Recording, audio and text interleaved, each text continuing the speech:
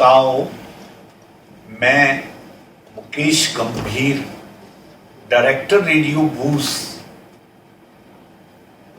आज एक बार फिर से एक मल्टी टैलेंटेड पर्सनैलिटी के साथ उपस्थित हुआ।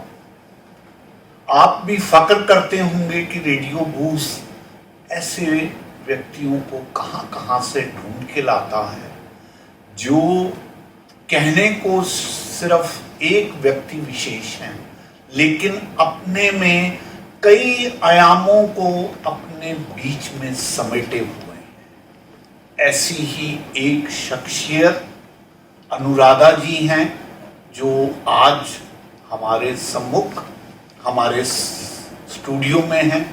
अनुराधा जी, आपका बहुत बहुत स्वागत, बहुत बहुत धन्यवाद, बहुत बहुत आभार कि आप अपने व्यस्त जीवन में से समय निकालकर आज हमारे स्टूडियो में आ पाए। गंभीर जी, धन्यवाद, आपने मौका दिया कि मैं आ सकूं और I am very privileged, I am feeling really privileged to be part of. जी अनुराधा जी, आपके व्यक्तित्व को अपने शब्दों में अकेला शायद मैं नहीं बांध पाऊं, इसलिए मैंने मैडम ज्योति गुप्ता जी को भी साथ बिठा लिया है। वो भी आपसे बीच बीच में बात करती रहेंगी। कारण ये है कि आप अपने आप में एक ऐसा उदाहरण प्रस्तुत करने जा रही हैं हमारे श्रोताओं के लिए कि उनको भी ये लगेगा कि ऐसे व्यक्तित्व जिनको हम स्टूडियो में बुलाते हैं वो वाकई मल्टी टैलेंटेड है। तो हम अपनी बात शुरू करते हैं। अनुराधा जी, कृपया ये बताने का प्रयास करें कि आप क्या काम करती हैं और किस व्यक्तित्व की आप मालिक हैं। हम आप ही से पूछ रहे हैं, कारण ये है कि जितनी मल्टी टैलेंटेड आप हैं और जितना आपने मुझे बताया है, ये शायद आपके मुख से ही बात पूरी हो पाएगी। हम आप से पूछ के उसको पूरा नहीं करेंगे, तो कृपया आप बताने का कष्ट करें। सो मैं शुरू से शुरू करती हूँ। I am actually suicide survivor. जब मैं टीनेजर थी, I jumped into a well and I survived. So जब मैं पानी से बाहर आई, मुझे पता था कि जिंदगी में अब लड़ना है। सो उस दिन से मेरी जो बाउंस बैक मैंने किया, तो मेरी लड़ना शुरू हुआ और then I started to encourage people धीरे धीरे करके। एंड 2004 में फाइनली मैंने रियलाइज किया कि मैं एक्चुअली जब बात करती हूँ लोग बदल रहे हैं। जी। So then I became a motivational speaker without purposely trying for it. So पिछले 18 साल से I'm reaching out to people. Personally, I have met almost 10,000 people face to face in my classes, in personal coaching and all.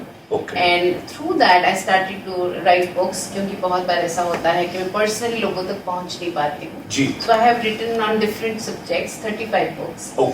And उसके बाद मैंने देखा कि आज के डेट में हर किसी के पास स्मार्टफोन है। और 75% of the people are on smartphone all the time. They spend average of 17 to 18 hours. All over world people are online. And एक सेकंड में हमारे शायद 4,000 फोटोज अपलोड होते हैं। all over the world. So उस पे मुझे सोचने पे मजबूर किया कि why not I take a media where I can tell stories to people. So that made me a filmmaker. So 2020 I did my biopic. I shot it in Vegas. Las Vegas में मेरी एक director friend है। हम दोनों ने एक project पे किया एंड वहीं पे मैंने उसको लॉन्च किया और इस साल वो कैंस फिल्म फेस्टिवल में गया।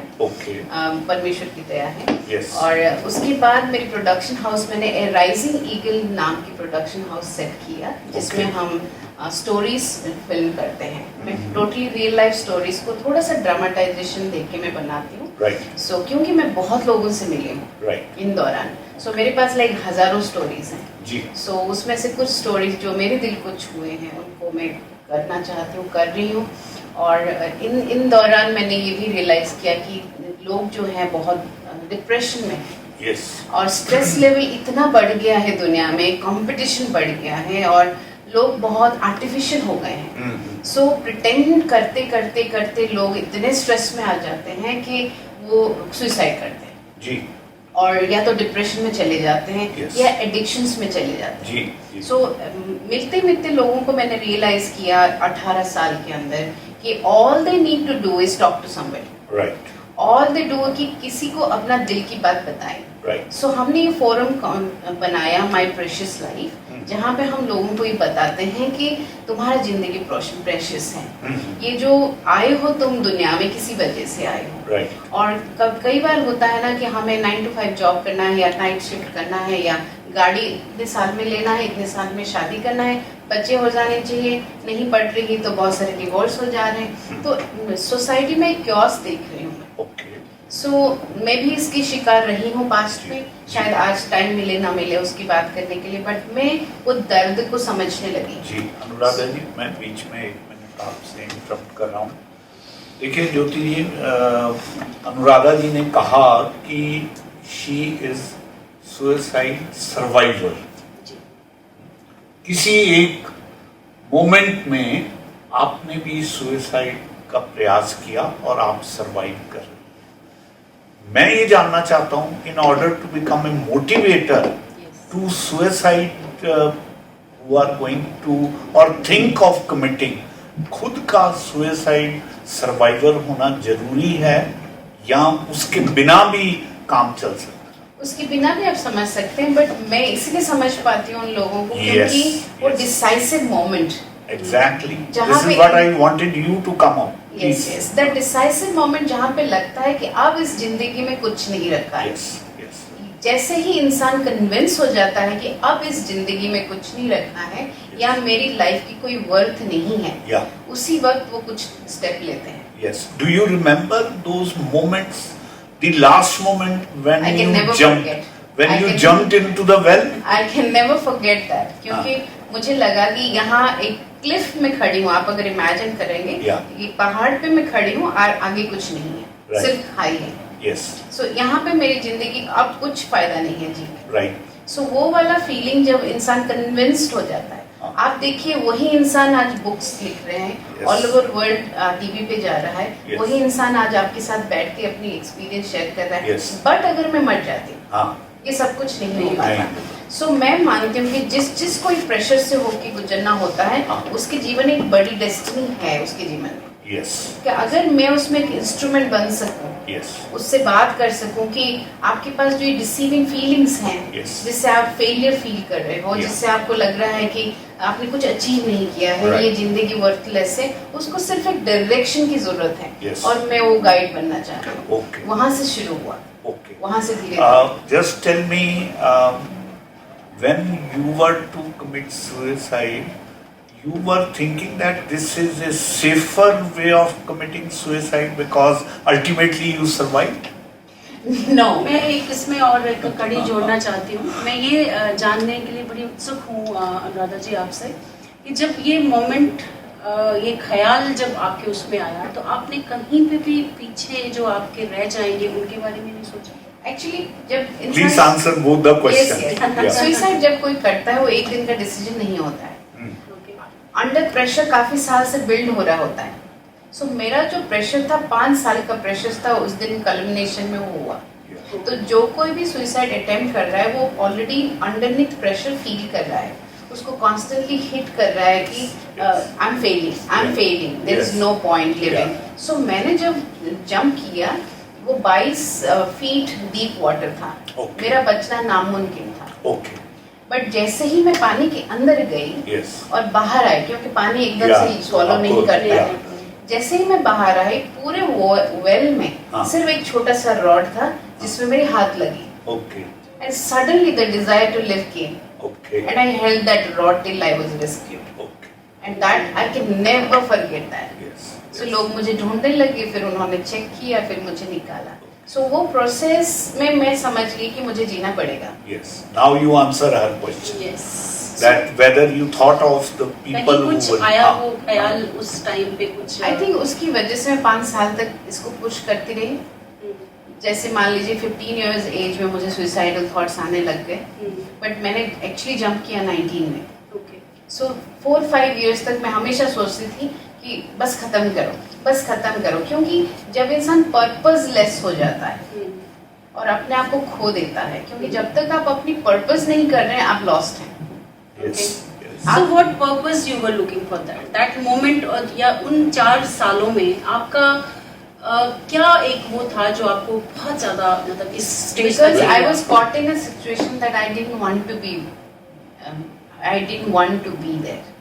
कई बार ऐसा होता है ना, जैसे मैंने एक बार सुना कि एक महिला 3 बच्चों को लेके ट्रेन के आगे कूद गई। सबसे छोटा बेटी जो थी, बेटा या बेटी, I am not able to remember, वो 10 महीने का था, वो फेंक गया हवा में तो बच गया।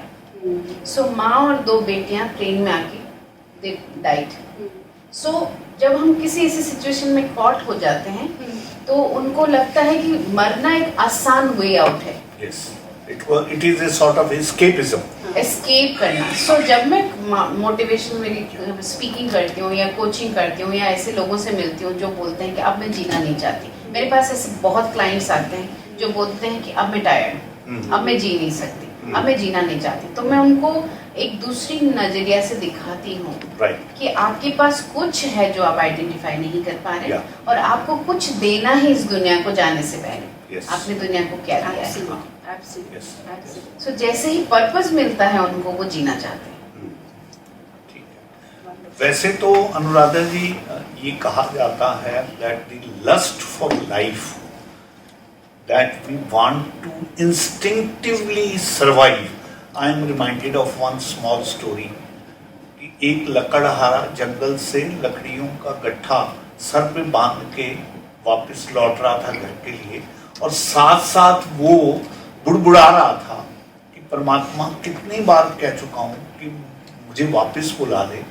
तभी वो लकड़हारा पांव की ठोकर खा के नीचे गिर गया और ऊपर की तरफ देख के कहने लगा, अब तो मेरे पर रहम करो, अब तो उठा लो मुझे। तभी उसको महसूस हुआ कि उसके कंधे पर किसी ने हाथ रखा। तो उसने पलट के देखा तो उसे एक यमराज जैसी सूरत नजर आई। तो उसने कहा, हाँ कैसे आना हुआ आपका? यमराज ने कहा, भाई तुम ही पुकार रहे थे, तुम्हारी पुकार सुन ली गई है, चलो मैं तुम्हें लेने आया।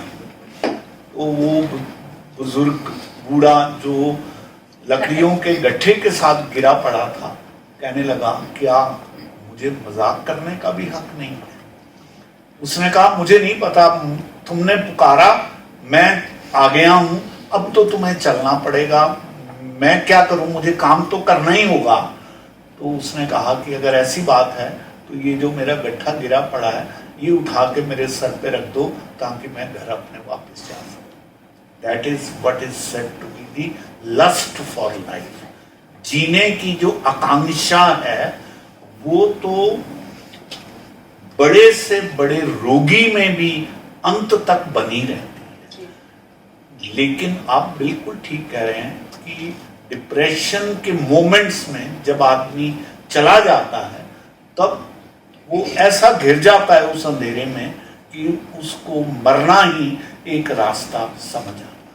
Please continue. सो जब हमने माई प्रेशियस लाइफ स्टार्ट किया, हमने सिर्फ लोगों तक ये वचन पहुंचाने की कोशिश की कि अगर आपको स्ट्रगल है, आप अपनी परिवार से, बिजनेस से, जॉब में, बहुत बार लोग डेट हो जाता है, 1.5 करोड़ का डेट हो गया, लोग पीछे पड़े हैं, दे कमिट सुसाइड क्योंकि दे वांट टू एस्केप। सो इन सब लोगों तक हम अपनी मैसेज पहुंचा रहे हैं कि आप हमसे बात करें जी, आप हम तक पहुंचे और सिर्फ डिस्कस योर प्रॉब्लम जी। कई बार ऐसा होता है, ह्यूमन साइकोलॉजी से आपने बताया कि जीने की इच्छा, जैसे अगर हम प्रॉपर्ली एक गाइड के साथ बैठ के डिस्कस कर लेते हैं, बात करते करते जी बहुत बार हीलिंग हो जाता है, because there is healing in revealing. Right, कि सुनने वाला है जो मुझे समझ रहा है, वो अफर्मेशन ही उनको आधा चंगा कर देता है। बिल्कुल, है ना। नेक्स्ट वो गाइडेंस मांगते हैं, तो मैं ऐसे कैसे करूं, तो मैं उनको गाइड करती हूँ। और मैं बहुत फिटनेस को लेके बहुत सीरियस हूँ, बिकॉज बहुत सारे स्ट्रेस लेवल हमारा, अगर हम प्रॉपर्ली वर्कआउट वगैरह करें तो हम कंट्रोल कर सकते हैं। सो बहुत सारे लोग ओबीस हो जाते हैं क्योंकि डिप्रेशन में और कुछ नहीं सोचता है तो खाना खाते रहो। सो मैं उनको फिटनेस सिखाती हूँ, मैं उनको ब्रेन में हम कैसे ऑक्सीजन पहुंचा सकते हैं वो सिखाती हूँ, क्योंकि ब्रेन जब ऑक्सीजन रिसीव करता है तो सोच पाता है। जब सोच पाता है, इंसान के अंदर इतनी कैपेसिटी है to come up with innovative ideas, to come up with solution, कि उनको सिर्फ एक एटमॉस्फेयर में देती हूँ जी। जैसे ही मैं एटमॉस्फेयर देती हूँ उनकी जिंदगी बदल जाती है। बहुत अच्छे। तो अनुराधा जी, मैं ये चाहूँगा कि इस तरह के सेशन आप अपने किसी वर्कशॉप में देते हैं या अभी सिर्फ वर्बल कम्युनिकेशन है जिसके माध्यम से आप कर रहे हैं? मैं मेरी सेशंस क्राउन प्लाजा में मोस्टली लेती हूँ। Okay. So it's a big group sessions and online में अवेलेबल हूँ और वीडियो कॉल्स पे अवेलेबल हूँ, और बहुत इम्पोर्टेंट है इंसान को तो मैं पर्सनली भी अवेलेबल होती हूँ। लॉकडाउन से पहले मेरा प्रॉपर ऑफिस हुआ करता था, now I work from home.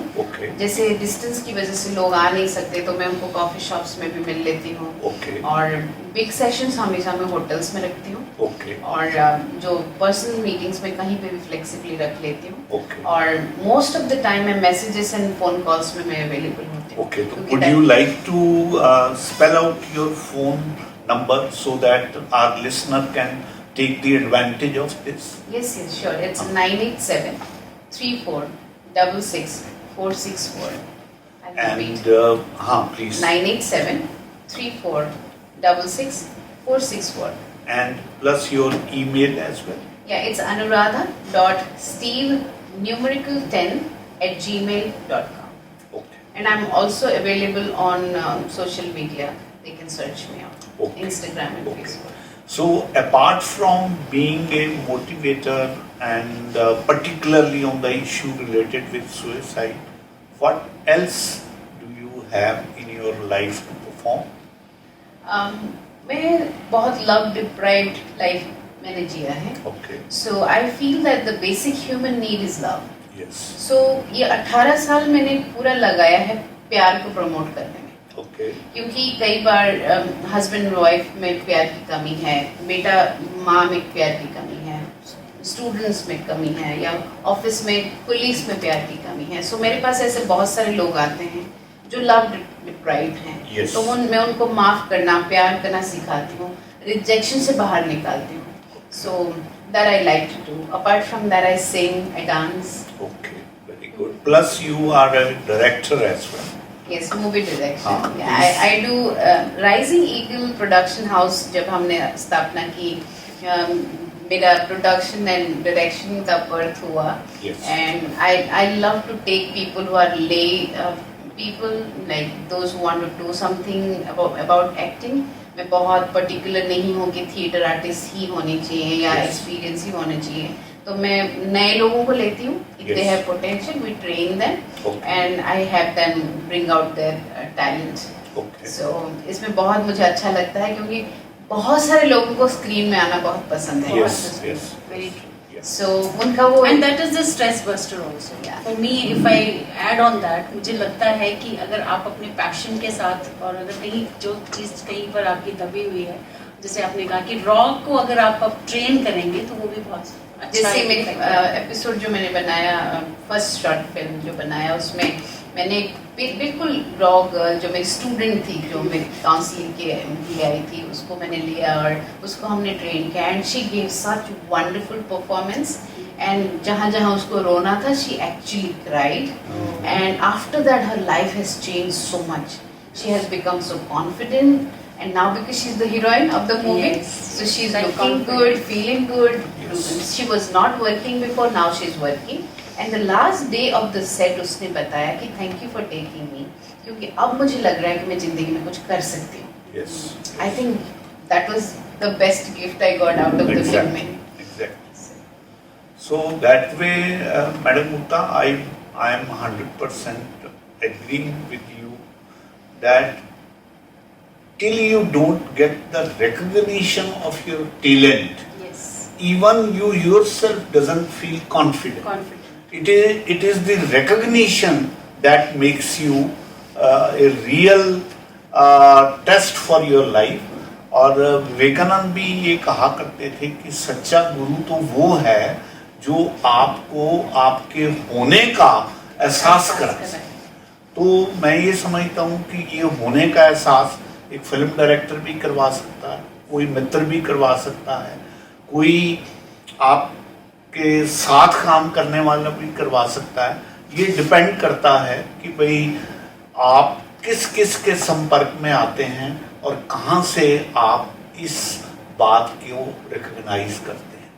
देखिए अनुराधा जी, मैं शायरी के अंदाज में एक बात कहा करता हूँ कि कोई भी आईना मुझे मेरा अक्स ही तो दिखाता है, कोई भी आईना मुझे मेरा अक्स ही तो दिखाता है, रह जाता है जो भीतर मेरे कहाँ वो मुझको बताता है। तलाशता फिरता हूँ खुद को खुद ही में मैं, तब अंत में जाकर मुझको वो मेरा स्वरूप समझाता है। तो जो आपको आपका स्वरूप समझा दे कि आप क्या हो सकते, आपकी पोटेंशियलिटीज क्या हैं, जो आपके बीज रूप को ये बता सके कि उसमें वट वृक्ष बनने की क्षमता है, सच्चा साथी, सच्चा गुरु, सच्चा मित्र तो वो है। तो आप बहुत अच्छा काम कर रही हैं कि आप लोगों को सिर्फ सुसाइड ना करने के लिए इंस्पायर करती हैं, और अगर कोई एज ए पेशेंट यहाँ आपके सम्मुख आकर अपने आप को अनफोल्ड करता है तो आप उसको सही दिशा बताने का प्रयास करती हैं। मैं समझता हूँ कि धर्म से बढ़कर ये बड़ा कर्म है जो आप कर रही हैं। अपने आप में ये इबादत है। कोई ज़रूरी नहीं है कि हम वैष्णो देवी जाएं, पहाड़ों की यात्रा करें तभी उस प्रभु से मिलन हो सकता है। मिलन तो आपका यहीं बैठे बैठे भी हो सकता है। तभी मैं अक्सर कहता हूँ कि छोड़ बाहर को, मन को देख। मेरा ये मानना है गंभीर जी कि इंसान जो है वो रिफ्लेक्शन है परमेश्वर का। Yes. अगर हम इंसान का केयर नहीं कर पा रहे, भूखे को खाना नहीं खिला पा रहे, दोस्त जो दुखी है उसको गले नहीं मिल रहे हैं, या फिर आंसू गिर रहा है और हम अपनी जिंदगी में बिजी हैं, वो देख नहीं पा रहे, तो फिर हम परमेश्वर को भी नहीं पहचान पाएंगे। बिल्कुल बिल्कुल। तो मैं वो बात पूरी कर दूं कि मैं कहा करता हूँ कि छोड़ बाहर को, मन को देख, और भीतर है जो धन को देख। क्यों भटके है मंदिर मस्जिद, अपने भीतर फन को देख, अपने भीतर फन को देख। तो जिसने भी अपने भीतर के फन को देख लिया है वो परमात्मा से भी मिलने का क्वालिफिकेशन रखता है। और हम इंसान की रक्षा के साथ उस प्रभु की भी हम साथ साथ पूजा करते हैं। तो इन्हीं शब्दों के साथ हम पुनः आपका आभार व्यक्त करते हैं कि आप स्टूडियो में आए।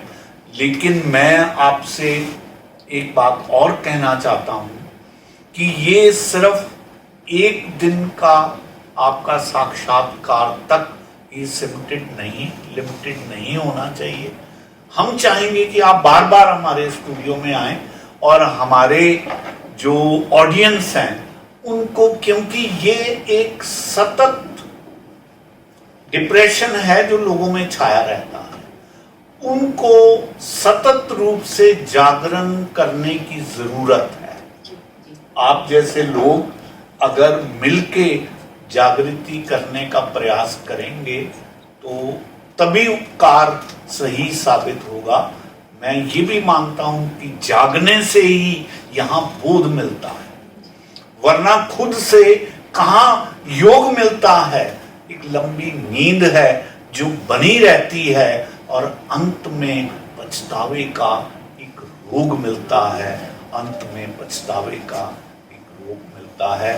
तो पुनः आपका आभार व्यक्त करते हुए मैडम ज्योति गुप्ता जी, आपका भी और आपका भी मैम, हम ये तवक्को करेंगे आपसे कि आप गाए बगाए हमारे स्टूडियो में आएंगे और हमारे श्रोताओं से यूं ही मुखातिब होंगे। धन्यवाद, बहुत बहुत धन्यवाद। धन्यवाद।